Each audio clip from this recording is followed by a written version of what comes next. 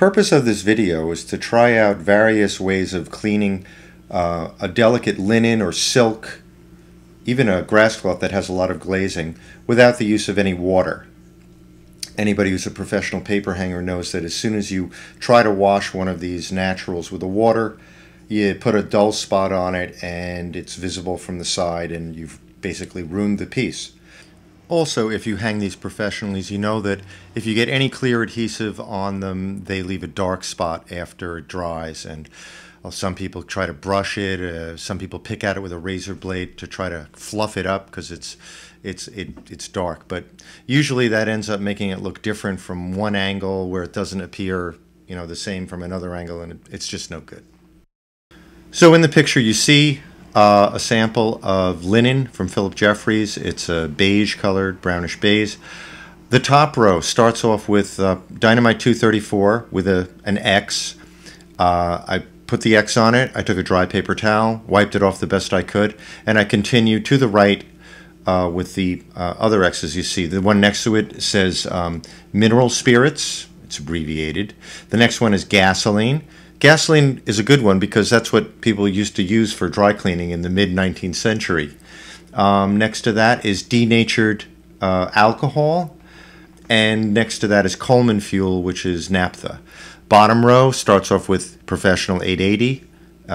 Make an X, wipe it with the dry towel, and continue in the same way to the right.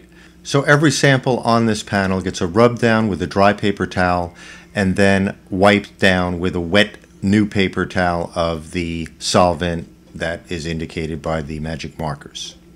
Okay, this is what it looks like the next day after everything is dried out. One thing I was surprised about was that there were no rings or solvent marks like you would find with water. Even the gasoline, which looked pretty bad yesterday, went away completely. You can see that as I change angle, the mineral spirits in 234, which looked good dead on, now has this whitish ghost and looks totally different.